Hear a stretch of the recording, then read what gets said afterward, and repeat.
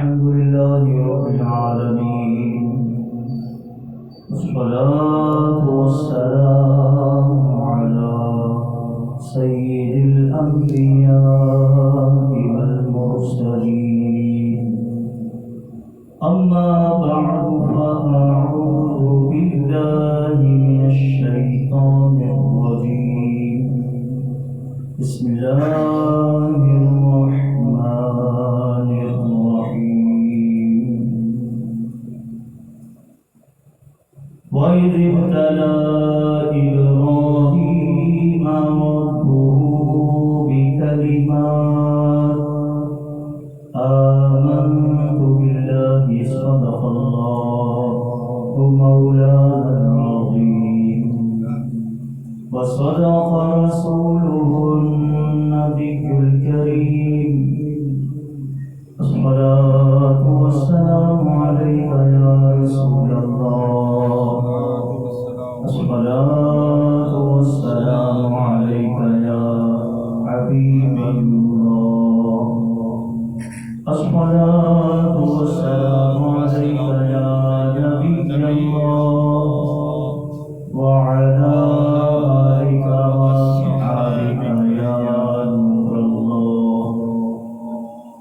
الصلاة والسلام عليك يا خاتم النبيين، وعلى آلك وأصحابك يا رحمة للعالمين.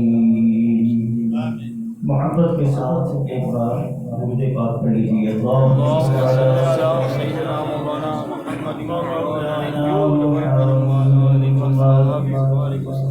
وعلى آل سيدنا ومولانا محمد وبارك وسلم صلاة وسلاما عليك يا سيدي يا رسول الله. نبی کریم رؤوف الرحیم خاتم المرسلین صلی اللہ تعالی علیہ وآلہ وسلم کی بارگاہ اقدس میں درود و سلام پڑھنا بہت بڑی سعادت مندی ہے، اور یقیناً سعادت مندوں کا یہ حصہ ہے. کئی مواقع پر رحمت عالم صلی اللہ تعالی علیہ وآلہ وسلم نے اپنے غلاموں کو درود و سلام پڑھنے کی ترغیبات ارشاد فرمائی. آج کی اس بابرکت محفل کی برکتوں کو مزید بڑھانے کے لیے ایک فضیلت درود و سلام کی ہم بھی سنتے ہیں، اور اللہ رب العزت جل مجدہ کی بارگاہ میں یہ دعا بھی کرتے ہیں کہ اللہ پاک ہم سب کو اپنے حبیب پاک صلی اللہ تعالی علیہ وآلہ وسلم کی بارگاہ اقدس میں کثرت سے درود شریف پڑھنے کی توفیق عطا فرمائے. نبی کریم رؤوف الرحیم صلی اللہ تعالی علیہ وآلہ وسلم نے ارشاد فرمایا: ليس من عبد يصلي علي إلا بلغني صوته حيث كان أو كما قال عليه الصلاة والسلام.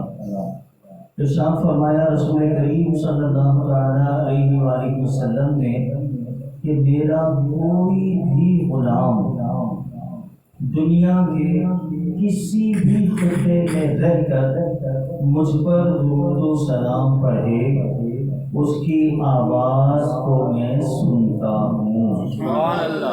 یہ تصور کتنا ذوق افزا ہے کہ ہم یہاں نارتھ کراچی میں بیٹھ کر درود شریف پڑھیں اور مکین گنبد خضرا مدینہ منورہ میں ہماری آواز سنیں. سبحان اللہ. جب تصور کریں تو روح کو بچ نہ جائے گا کہ کہاں میں اور کہاں مصطفیٰ کریم صلی اللہ علیہ وآلہ وسلم کا دربار. اگرچہ کبھی ظاہری طور پر ایسے اسباب نہیں ہیں کہ ہم مدینہ منورہ جا سکیں، لیکن اللہ کی رحمت سے امید ہے کہ ان قریب وہ وقت بھی آئے گا جب راستے کھلیں گے اور ہم سب مدینے جائیں گے اور آقا کے دربار پہ کھڑے ہو کر بارگاہ میں سلام عرض کریں گے، لیکن اگر ابھی ہمارا وجود وہاں حاضری سے مشرف نہیں ہو سکتا تو یہ بھی تو بہت بڑے شرف کی بات ہے کہ ہم یہاں رہیں اور ہماری آواز مدینے پہنچ جائے، ہم یہاں رہیں اور ہماری آواز مدینے پہنچ جائے اور حضور ہمارا درود سنے۔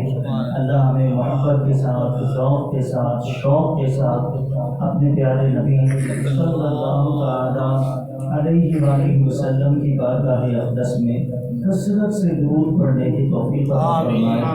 محبت کے ساتھ ایک بار آواز سے بلند درود پاک پڑھ لیجیے۔ اللہم صل علی سیدنا و مولانا وعلى آل سيدنا ومولانا محمد وبارك وسلم۔ ماہ ذوالقعدۃ الحرام جاری ہے 1441 سے ہجری کا، اور اب 3 یا 4 دن بعد ماہ ذوالحج کا چاند نظر آ جائے گا انشاءاللہ، اور پھر عنقریب عید قرباں بھی آنے والی ہے، اور سیدنا ابراہیم خلیل اللہ علی نبینا و علیہ الصلوۃ والسلام کی یاد دنیا بھر کے مسلمان مناتے ہیں اس انداز پر کہ آپ کی سنت قربانی اللہ کی راہ میں پیش کرتے ہیں۔ صحابہ کرام علیہ رضوان نے عرض کیا کہ یا رسول اللہ صلی اللہ تعالی علیہ وآلہ وسلم یہ قربانیاں کیا ہیں؟ تو ارشاد فرمایا تمہارے باپ حضرت ابراہیم علیہ السلام کی سنت ہے۔ حضرت ابراہیم علیہ السلام کے بارے میں اللہ کریم جل مجدہ نے قرآن مجید کے کئی مقامات پر جو کچھ ارشاد فرمایا، ان میں سے چند باتیں وقت کی کمی کو پیش نظر رکھتے ہوئے انشاءاللہ میں کوشش کروں گا کہ آپ کی خدمت میں عرض کروں۔ اللہ کریم ہمیں اسے دھیان سے، غور سے سننے کی، اور اس میں جو باتیں ہمارے لیے لائق عمل ہیں ان پر ہمیں اللہ کی اخلاص کے ساتھ عمل کی توفیق عطا فرمائے۔ حضرت ابراہیم علی نبینا علیہ السلام کی مبارک حیات طیبہ کے کئی واقعات کو قرآن نے بیان کیا۔ حضرت اسماعیل علی نبینا علیہ السلام کی جب ولادت ہوئی تو حکم خداوندی کے تحت حضرت ابراہیم علیہ السلام حضرت اسماعیل اور آپ کی والدہ کو مکہ مکرمہ میں چھوڑ کر تشریف لے گئے۔ اللہ رب العزت کی طرف سے حکم تھا، اور حضرت ابراہیم علیہ السلام جس وقت انہیں مکہ مکرمہ میں چھوڑ کر جا رہے تھے اس وقت مکہ مکرمہ آباد نہیں تھا، بے آب و گیا میدان تھا۔ حضرت اسماعیل علیہ السلام کی جو والدہ تھی انہوں نے حضرت ابراہیم علی نبینا علیہ السلام سے عرض کیا کہ آپ ہمیں کس کے سپرد کر کے جا رہے ہیں، کس کے سپرد کر کے جا رہے ہیں؟ اس میدان میں، صحرا میں گویا ہمیں تنہا ایک عورت اور ایک نومولود بچہ آپ چھوڑ کر جا رہے ہیں، کس کے پاس، کس کے سپرد؟ فرمایا جس نے مجھے حکم دیا ہے اسی کے حوالے کر کے جا رہا ہوں، جس نے حکم دیا ہے اسی کے حوالے کر کے جا رہا ہوں۔ اور آپ تشریف لے گئے۔ حضرت اسماعیل علی نبینا علیہ السلام کو جب پیاس لگی تو آپ نے رونا شروع کیا۔ جب بچے کو بھوک یا پیاس لگتی ہے اور بچہ روتا ہے تو ماں بے قرار ہوتی ہے کہ بچہ کیوں رو رہا ہے، بچے کے رونے کی وجہ کیا ہے، کیا سبب ہے۔ لہٰذا ماں کوشش کرتی ہے کہ بچے کی اس وجہ کو دور کیا جائے، بچے کا رونا بند ہو۔ اب جب حضرت اسماعیل علی نبینا علیہ السلام رو رہے تھے تو آپ کی والدہ پانی کی تلاش میں کھڑی ہوئی کہ ڈھونڈتی ہوں کہیں سے پانی ملے تو بچے کے حلق میں پانی ٹپکاؤں گی، اس کو تسکین ملے گی۔ تو آپ صفا سے مروہ، مروہ سے صفا، صفا سے مروہ، مروہ سے صفا، یوں 7 چکر لگاتی پانی کی تلاش میں۔ پانی پانی نہ دستیاب نہیں ہوتا، نہیں ملتا۔ حضرت اسماعیل علی نبینا علیہ السلام جب رو رہے تھے، ظاہر ہے آپ چھوٹے سے بچے تھے، تو آپ کے پاؤں جہاں زمین پر لگے، ایڑیاں، بچہ جب روتا ہے تو ہاتھ پاؤں چلاتا ہے، آپ کی ایڑیاں جہاں زمین پہ لگی وہاں سے اللہ نے پانی کا ایک چشمہ جاری کر دیا، پانی جاری ہوا۔ حضرت اسماعیل علیہ نبینا علیہ صلاحۃ السلام کی والدہ نے جب ملاحظہ فرمایا کہ بڑی تیزی کے ساتھ پانی نکل رہا ہے اور ایسا لگتا ہے کہ پانی تو رکے گا ہی نہیں، تو آپ نے فرمایا کہ زمزم رک جا رک جا، تو پانی رک گیا۔ آپ نے حضرت اسماعیل علیہ نبینا علیہ صلاحۃ السلام کو پانی پلایا۔ اب یہاں ایک بات میں عرض کروں گا، زمزم شریف بڑا مبارک متبرک پانی ہے، مقدس پانی ہے نا۔ ہم بھی جب حج عمرہ کے لیے جاتے ہیں تو ہر حاجی یا معتمر اہتمام کے ساتھ زمزم شریف لے کر آتا ہے۔ کوئی ایسا نہیں ہوتا ہوگا جو زمزم نہ لاتا ہوگا، ہر کوئی زمزم لاتا ہے، اگرچہ کہ ایئرپورٹ سے خریدنا پڑتا ہے، الگ سے اس کے چارجز ہوتے ہیں، لیکن ہر ایک کی خواہش ہوتی ہے کہ میں زمزم لے کر جاؤں، اور لے کر بھی آتے ہیں۔ اس پانی کو پینے کا ادب کیا ہے اور اس کی فضیلت کیا ہے؟ ادب یہ ہے کہ کھڑے ہو کر قبلہ رو ہو کر پیو، پتہ ہے نا سب کو؟ زمزم شریف کو کھڑے ہو کر پینا ہے اور قبلہ رو پینا ہے۔ اور اس کی فضیلت کیا ہے، برکت کیا ہے؟ حدیث شریف میں فرمایا ماء زمزم لما شرب لہو، نبی پاک علیہ الصلوۃ والسلام کے حدیث میں ہے، فرمایا یہ زمزم شریف جس مقصد کے لیے پیا جائے اللہ اس کو پورا فرماتا ہے۔ یہ زمزم اس لیے ہے جس لیے اس کو پیے کوئی، اسی زمزم میں کوثر ہے، اسی زمزم میں جنت ہے۔ سبحان اللہ۔ اب قابل غور بات جو ہے نا وہ یہ ہے کہ اللہ کے ایک نبی حضرت اسماعیل علیہ نبینا علیہ صلاحۃ السلام کے مبارک قدموں کی رگڑ سے جو چشمہ جاری ہوا، اس پانی کا ادب یہ ہے، یعنی اس کی تعظیم یہ ہے کہ اس کو بیٹھ کر پیے تو یہ بے ادبی تصور کیا جائے گا۔ اس پانی کو کھڑے ہو کر پینا ہے، تعظیم ہے اس پانی کی، اس پانی کو کھڑے ہو کر پیو، اس کا ادب کرو۔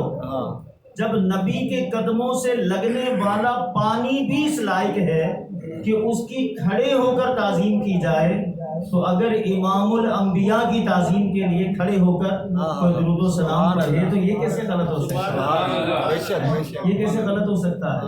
اور قرآن مجید میں اللہ نے حکم بھی دیا ہے، 26واں پارہ ہے، اللہ فرماتا ہے وَتُعَزِّرُوهُ وَتُوَقِّرُوهُ وَتُسَبِّحُوهُ بُكْرَةً وَأَصِيلًا۔ فرمایا اے ایمان والو، میرے نبی کی تعظیم کرو، میرے نبی کی توقیر کرو، اور صبح و شام اللہ کی پاکی بیان کرو۔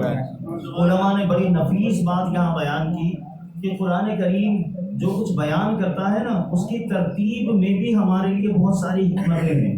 غور کیا جائے کہ پہلے نبی کی تعظیم و توقیر ہے اور بعد میں اللہ کی تسبیح ہے۔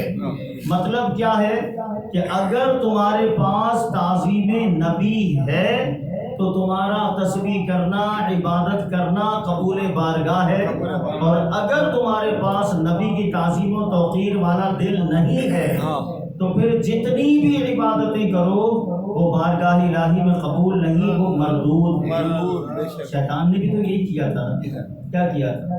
حکم دیا نا اللہ نے کہ آدم کو سجدہ کرو، کیا کہنے لگا؟ انا خیر منہ، اے اللہ میں آدم کو سجدہ کیوں کروں، میں تو اس سے بہتر ہوں۔ جو بہتر ہو وہ اپنے سے کمتر کی تعظیم تو نہیں کرتا۔ سمجھانے کے لیے میں آپ کو مثال دے رہا ہوں کہ ہمارے پاس کوئی عالم دین آئے، کوئی بزرگ آئے، کوئی پیر صاحب آئے تو ہم ان کے ادب کے لیے کھڑے ہو جاتے ہیں نا، ہم تعظیم کرتے ہیں، ان کے ہاتھ چومتے ہیں۔ اور ایسا تو نہیں ہوتا کہ عالم صاحب یا پیر صاحب بیٹھے ہوئے ہوں اور کوئی عام آدمی آئے تو وہ کھڑے ہو جائیں اس کے لیے اس کا ہاتھ چھومیں، نہیں ہوتا نا ایسا۔ مطلب کیا ہے؟ جو کمتر ہے وہ اعلیٰ کی تعظیم کرے گا، یہ آسان لفظوں میں جو چھوٹا ہے وہ بڑے کی تعظیم کرے گا۔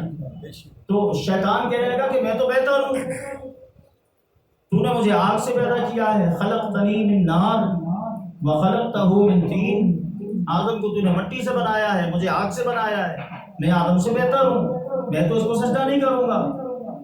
نبی کی تعظیم سے انکار کیا تو اللہ کریم جل مجدہ کی بارگاہ سے کیا ہوا؟ فخرج، इन्नका रजीम, निकल जा, अब तू मरदूद है। लानत का तौब उसके गले में पड़ा। और वो नबी की ताज़ीम का कितना इनकारी है कि उलमा ने किताबों में वाक़या लिखा है कि सैयदना मूसा कलीमुल्लाह अला नबीना व अलैहिस्सलाम के दरबार में एक दफ़ा शैतान आया। कहने लगा, अल्लाह के नबी, आप तो अल्लाह के कलीम हैं, अल्लाह से हम कलाम होते हैं, गुफ्तगू करते हैं, आप मेरी सिफारिश करें ना अल्लाह के दरबार में, अल्लाह मुझे माफ़ कर दे। हज़रत मूसा कलीमुल्लाह अला नबीना व अलैहिस्सलाम को भी अच्छा लगा कि अगर अल्लाह इसको माफ़ कर दे तो ये खल्क़ खुदा को बहकाता है, गुमराह करता है, ये सिलसिला बंद हो जाएगा। अल्लाह की बारगाह में इसके, या अल्लाह शैतान माफ़ी चाहता है, तू माफ़ कर दे, तू तो रहीम है, करीम है, बड़े बड़े गुनाहगारों को माफ़ कर देता है, या अल्लाह इसको भी माफ़ कर दे। अल्लाह की तरफ से इरशाद हुआ, मूसा तूने सिफारिश की है ना, तेरी सिफारिश कबूल है, सिर्फ एक शर्त, शैतान से कह, हुक्म दिया था ना आदम को सजदा करने के लिए, इसने नहीं किया था, आज ये आदम की कब्र को सजदा कर ले, मैं इसको माफ कर दूंगा। बेशक, सुभान अल्लाह। आदम की कब्र को सजदा कर ले, मैं इसको माफ कर दूंगा। हज़रत मूसा अलैहिस्सलाम सुनकर खुश हुए कि चलो ये तो अच्छा हो गया, अल्लाह की तरफ से इज़्न मिल गया इसके लिए माफ़ी का। शैतान को बोलते हैं, शैतान कर लेगा, माफ़ी मिल जाएगी। जब हज़रत मूसा कलीमुल्लाह अला नबीना व अलैहिस्सलाम ने शैतान से ये इरशाद फरमाया तो शैतान सुनते ही बिदक गया, कहने लगा, है मूसा, जिंदा आदम को मैंने सजदा नहीं किया तो उसकी कब्र को बना कैसे सजदा करूंगा। तो नबी की ताज़ीम का मुनकिर था शैतान, इसलिए उसका जो भी अमल था ना, उलमा ने लिखा है किताबों में कि उसकी इबादत और उसके सजदे इतने हैं कि अगर उनको ज़मीन पर फैला दिया जाए ना तो ज़मीन का कोई हिस्सा ऐसा ना बचेगा जहां शैतान ने सजदा ना किया हो। उसने इतने सजदे किए थे अल्लाह को, लेकिन क्या हुआ, नबी की ताज़ीम ना होने की वजह से सब बर्बाद हो गया, रायगा हो गया। तो इस्माईल अला नबीना व अलैहिस्सलाम की कदमों से लगने वाला पानी ज़मज़म जब लायक़ ताज़ीम है तो फिर खुद इस्माईल अलैहिस्सलाम किस दर्जा लायक़ ताज़ीम होंगे। और जब हज़रत इस्माईल अलैहिस्सलाम लायक़ ताज़ीम हैं तो जो इनके भी इमाम हैं, इमामुल अंबिया हैं, खातमुल अंबिया हैं, वो किस दर्जा लायक़ ताज़ीम होंगे, उनकी कितनी ताज़ीम शरीयत को मतलूब होगी। और उनकी ताज़ीम कितनी मतलूब है, कुरान करीम ने जहाँ बजा हमें इसका दर्स दिया है। अभी चूँकि ये मेरा उन्वान नहीं, लिहाजा इस मौजू पर हम नहीं जाते, लेकिन कुरान ने जगह जगह हमें नबी की ताज़ीम का दर्स दिया है। तो हज़रत इस्माईल अला नबीना व अलैहिस्सलाम अपनी वालिदा के ज़ेर साया परवरिश पाते रहे और एक वक्त आया कि आप बड़े हो गए, आपकी शादी की आपकी वालिदा ने, अल्लाह की तरफ से हुक्म हुआ हज़रत इब्राहीम अलैहिस्सलाम को कि अब आप जाएं और जाकर अपने बेटे से मिलें, जाकर देखें अपने बेटे को, आपका बेटा किस हाल में है। हज़रत इब्राहीम अला नबीना व अलैहिस्सलाम मक्का मुकर्रमा पहुँचे, आबादी हो चुकी थी, मालूमात की कि यहाँ इस्माईल नाम का एक लड़का रहता था, पता चला जी वो वाला घर है इस्माईल। आप पहुँचे, दरवाजे पर दस्तक दी, अंदर से आवाज़ आई, कौन? कहा, बेटा मैं इस्माईल का वालिद इब्राहीम, आप कौन? दरवाज़ा खोले, कहने लगी मैं इस्माईल की ज़ौजा, इस्माईल की बीवी। अब बेटा क्या हाल है, घर में क्या हाल है, कैसी गुजर बसर हो रही है। कहने लगी क्या बताऊं कैसी गुजर बसर हो रही है, बड़ा बस हाल बयान करने वाला नहीं है, क्या बताऊं। और जो एक आम औरतों की शिकवे शिकायत वाली आदत होती है, शिकवे शिकायतें करना शुरू कर दी। हज़रत इब्राहीम अला नबीना व अलैहिस्सलाम सुनते रहे और जब उनकी गुफ्तगू ख़त्म हुई तो आपने फरमाया कि बेटा इस्माईल कहाँ है, वो बाहर गए हैं। कहा जब वो आए ना तो उनसे कहना घर की चौखट अच्छी नहीं है, घर की चौखट बदल लो, घर की चौखट अच्छी नहीं है, बदल लो। तशरीफ ले गए, कुछ ऐसे बाद फिर हुक्म खुदाबंदी से आप दोबारा तशरीफ लाए, दस्तक दी दरवाजे पर, फिर पूछा गया कौन? फरमाया मैं इब्राहीम। कहा जी मैं इस्माईल की ज़ौजा। पूछा क्या हाल है? कहा अल्लाह का लाख लाख शुक्र है, क्या कहने, बहुत अच्छी ज़िंदगी है, बहुत उसका करम है, बड़ी रहमतें हैं। رب کا بڑا احسان ہے، بڑا شکر ہے، بہت اس نے نوازا ہے، ہم اس کا کتنا شکر ادا کریں، ہمارے پاس اس کا شکر ادا کرنے کے لیے زبان نہیں ہے۔ حضرت ابراہیم علیہ نبینا علیہ السلام نے پوچھا بیٹا اسماعیل کہاں ہے؟ جواب ملا وہ تو باہر گئے ہیں۔ فرمایا جب وہ آئے نا تو ان سے کہنا گھر کی چوکھٹ بہت اچھی ہے، گھر کی چوکھٹ بہت اچھی ہے، اسے مت بدلنا۔ علماء نے اس میں بیان کیا کہ حضرت اسماعیل علیہ السلام کی جو پہلی زوجہ تھی جنہوں نے حضرت ابراہیم علیہ السلام کے سامنے شکوے شکایتیں کی، آپ نے فرمایا گھر کی چوکھٹ اچھی نہیں ہے بدل لینا، اشارتاً مراد یہ تھی کہ یہ عورت اچھی نہیں ہے، دوسری عورت کر لو، دوسری شادی کر لو، اس کو چھوڑ دو۔ اور جو دوسری تھی وہ فرمایا کہ چوکھٹ بہت اچھی ہے، اسے مت بدلنا، مراد یہ تھا کہ یہ عورت بہت اچھی ہے، اسے مت چھوڑنا۔ اب آپ اور ہم اس بات پر غور کریں کہ حضرت اسماعیل علیہ نبینا علیہ السلام ہیں، ظاہری طور پر ہیں کون؟ نبی پاک صلی اللہ تعالیٰ علیہ وآلہ وسلم کے آباء و اجداد میں سے ہیں ظاہری طور پر، یعنی ہمارے آقا صلی اللہ تعالیٰ علیہ وسلم ظاہری طور پر حضرت اسماعیل علیہ السلام کی اولاد میں سے ہیں۔ تو آپ غور کیجئے کہ جو پہلی زوجہ تھی اسماعیل علیہ السلام کی، انہوں نے کیا کیا؟ ناشکری کی۔ نبی کی زوجیت میں ہونا یہ کم انعام ہے، بہت بڑا انعام ہے، لیکن ناشکری کی نا، اس ناشکری کی وجہ سے وہ کتنے بڑے انعام سے محروم ہو گئی۔ آپ سمجھ رہے ہیں میری بات کو؟ وہ انعام کون سا تھا؟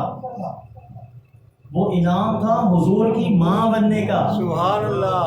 اگر وہ عورت ناشکری نہ کرتی تو حضرت اسماعیل کی زوجہ رہتی، اور زوجہ رہتی تو حضرت اسماعیل کی اولاد میں حضور پیدا ہوئے، تو اس عورت کو حضور کی ماں بننے کا شرف مل جاتا۔ ناشکری کی اتنے بڑے انعام سے محروم کر دی گئی۔ اس لیے قرآن نے فرمایا لَإِن شَكَرْتُمْ لَأَزِيدَنَّكُمْ، اللہ فرماتا ہے اگر تم شکر کرو گے میں تمہیں اور دوں گا، تمہاری نعمتیں اور بڑھا دوں گا۔ اور ناشکری ایسی چیز ہے کہ ناشکری زوال نعمت کا سبب بن جاتی ہے۔ انسان کے پاس جو نعمت ہوتی ہے ناشکری کی وجہ سے وہ چھن جاتی ہے، ضائع ہو جاتی ہے۔ آپ نے شاید بلم بن باورا کا نام سنا ہو، تفاسیر کے اندر اس کا ذکر ہے۔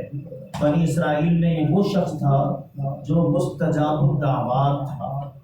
مستجاب الدعوات کا مطلب ایسا شخص جس کی دعائیں کبھی رد نہ ہو، ہر حال میں قبول۔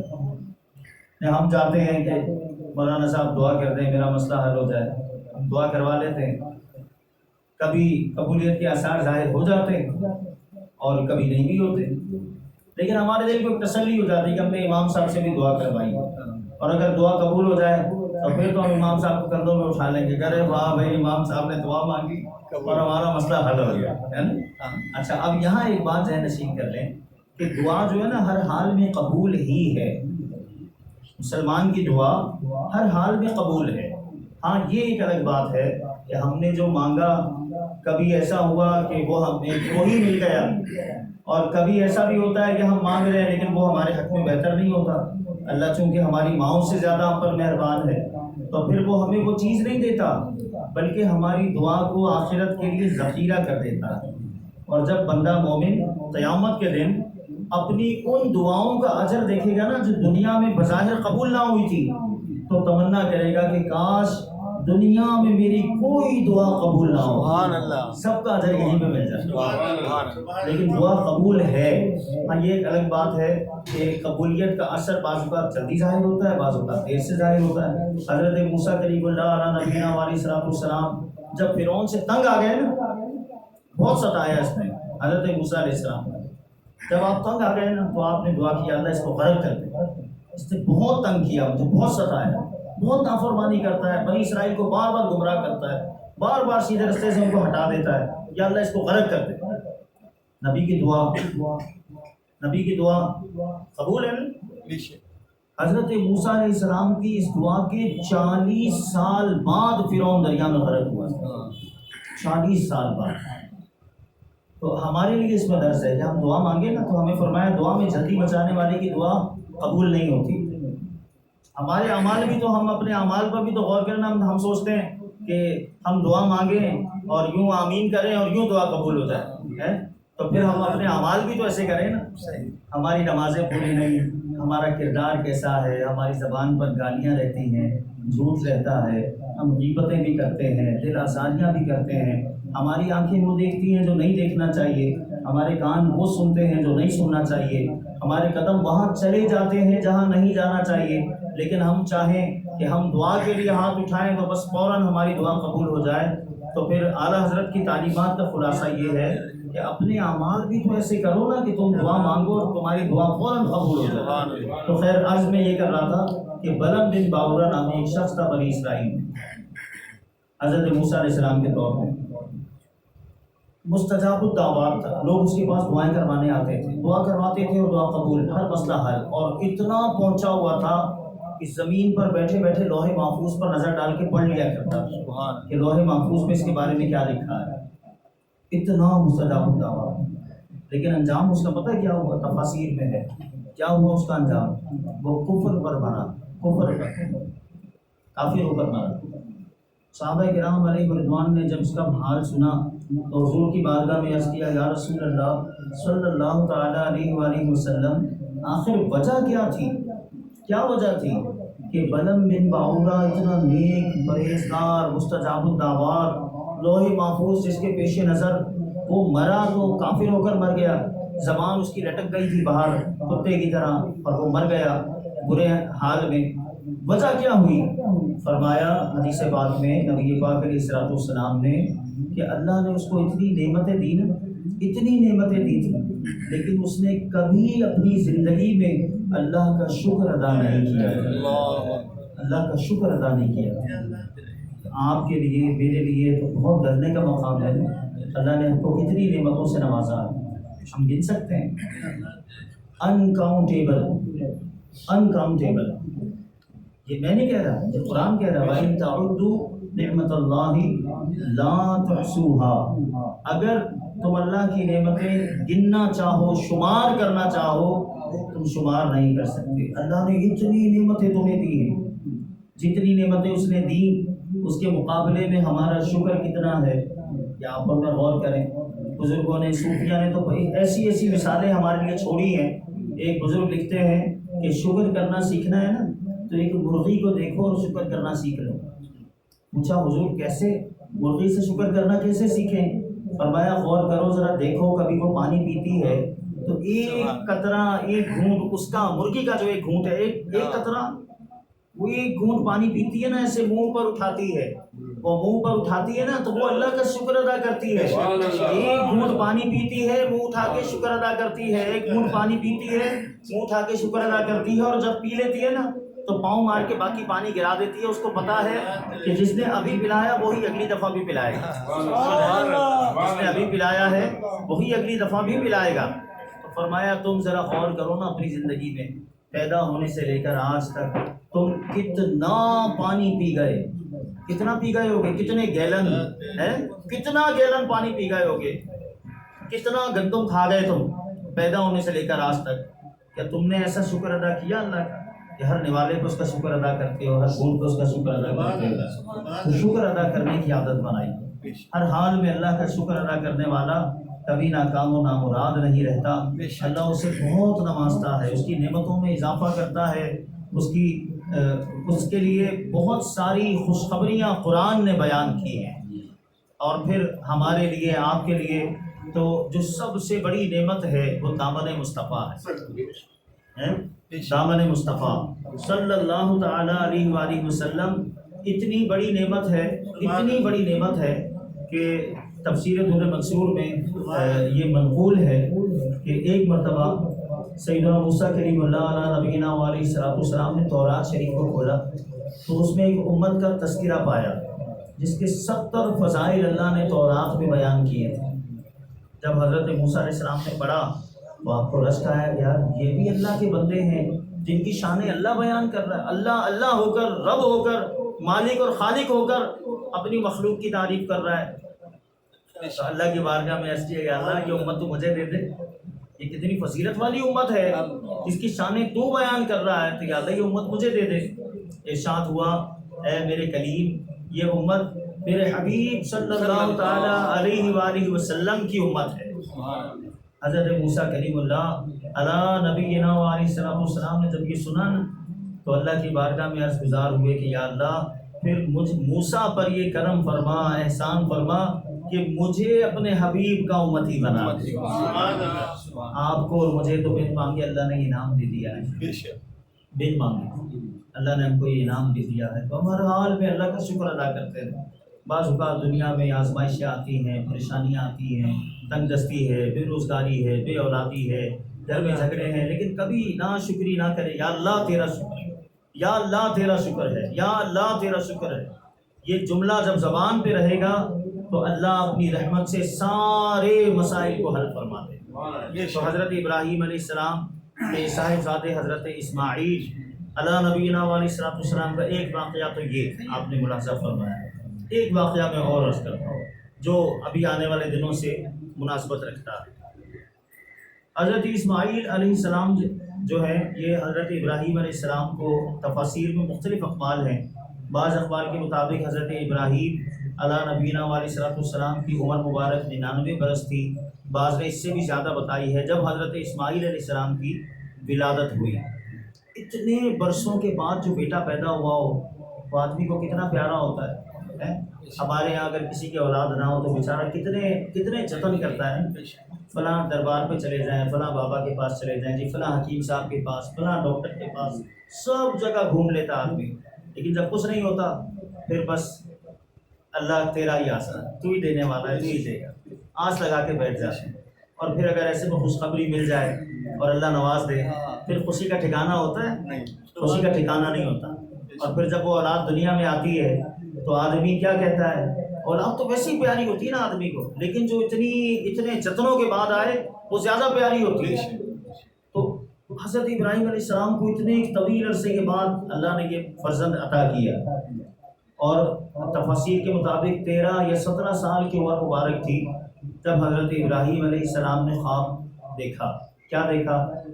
یا بنیا انی ارا فی المنام انی اذبحک، اے میرے بیٹے میں نے خواب میں دیکھا ہے کہ میں تجھے ذبح کر رہا ہوں، فانظر ماذا تری، تو اب تو بتا تیری کیا رائے ہے۔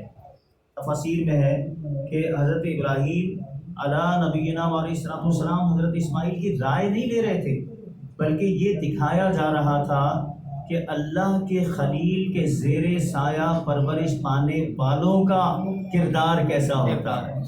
جواب کیا ملا؟ یا ابت افعل ما تؤمر، اے میرے والد آپ کو جو حکم ملا ہے آپ کو کر گزریے، مجھے قربان کرنا ہے، اس کا حکم ہے قربان کر دیں۔ ستجدنی انشاء اللہ من الصابرین، اللہ نے چاہا تو آپ مجھے صبر کرنے والا پائیں، صبر کرنے والا پائیں۔ حضرت اسماعیل علیہ السلام کو تیار کر کے حضرت ابراہیم علیہ السلام آنکھوں میں سرما لگا کر، کپڑے پہنا کر اور گویا جنتی دولہا بنا کر جب گھر سے چلے تو شیطان حضرت ابراہیم علیہ السلام کے راستے میں آ گیا۔ اے ابراہیم کیا کرنے لگے ہو، کیا کرنے جا رہے ہو، تھوڑا سوچ تو لو، غور تو کر لو، کیا کرنے جا رہے ہو؟ حکم الہی ہے، اس کی تعمیل کرنے جا رہا ہوں۔ اگر اللہ نے حکم دینا ہوتا تو تمہیں وحی نہیں آ جاتی، غور تو کرو، کہیں ایسا نہ ہو کہ بعد میں پچھتاوا ہو، سوچ لو، غور کر لو۔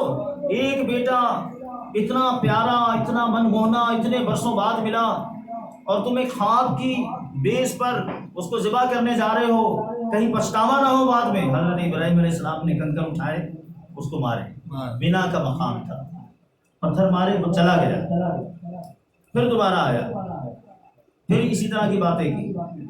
ادھر حضرت اسماعیل کی والدہ کے پاس پہنچ گئے، بی بی صاحبہ آپ کو پتہ ہے ابراہیم اسماعیل کو کہاں لے کر گئے؟ وہ کہنے لگی والد ہیں اپنے بیٹے کو ساتھ لے کر گئے، جہاں بھی لے کر گئے، بیٹا باپ کے ساتھ گیا ہے تو کوئی غم نہیں ہے، کسی غیر کے ساتھ تو نہیں گیا نا، غیر کے ساتھ گیا ہو تو دل کو دھچکا رہتا ہے کہ پتہ نہیں خیال رکھے گا نہیں رکھے گا، لیکن جب بچہ اپنے باپ کے ساتھ ہے تو پھر ماں کو کوئی دھڑکا نہیں ہے، کوئی دھچکا نہیں ہے، وہ بے خوف اور مطمئن ہے کہ میرا بیٹا اپنے باپ کے ساتھ ہے، وہ جس کا خون ہے اسی کے ساتھ ہے۔ کہا نہیں آپ کو پتہ نہیں ہے، حضرت ابراہیم اس کو ذبح کرنے لے گئے ہیں۔ کہا کیا کبھی کوئی باپ اپنے بیٹے کو ذبح کرتا ہے؟